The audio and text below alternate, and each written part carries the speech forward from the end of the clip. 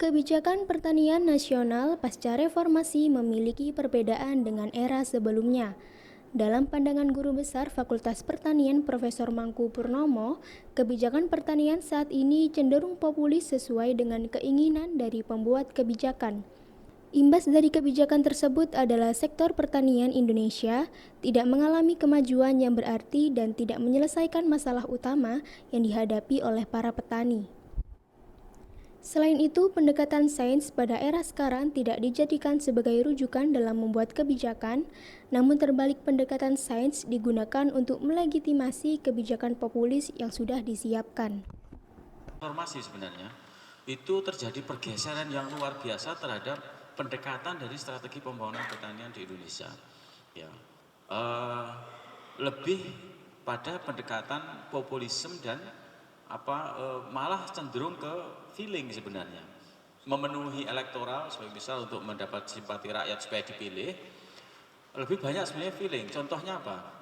Ada program Gema Palagung gitu, gerakan peningkatan produksi palawija, padi dan jagung gitu. Itu kan tidak konseptual sebenarnya. Ya hanya istilah saja supaya kelihatan lebih memasyarakat begitu. Tetapi sebenarnya dari sisi pendekatan saintifik teknokratiknya tidak kuat, tidak kuat. Lebih banyak sebenarnya pada feeling dan kemudian ada kecenderungan juga. Jadi ada sebagai misal di Jakarta itu aku pengen ini, kemudian pertimbangan saintifik itu untuk membenarkan ini begitu, membenarkan program ini gitu. Kecenderungan begitu. Hampir sebenarnya nanti pasti saya akan bersentuhan dengan Pak Andi, ini keberuntungan sebenarnya keberuntungan. Jadi ada program A gitu di pertanian, Gema Palagung, Kostratani, terus kemudian UPSUS itu sebagai misal.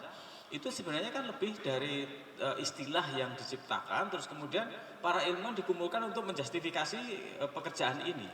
Kalau sebelumnya itu ilmuwan itu dikumpulin gitu, dikumpulin dulu ada Badan Litbang Pertanian itu, para ilmuwan-ilmuwan sakti di bidang pertanian itu kumpul, kemudian membangun satu program, kemudian dilegitimasi oleh kebijakan policy. Kalau ini enggak, polisinya sudah punya, kita disuruh untuk melakukan proses justifikasi.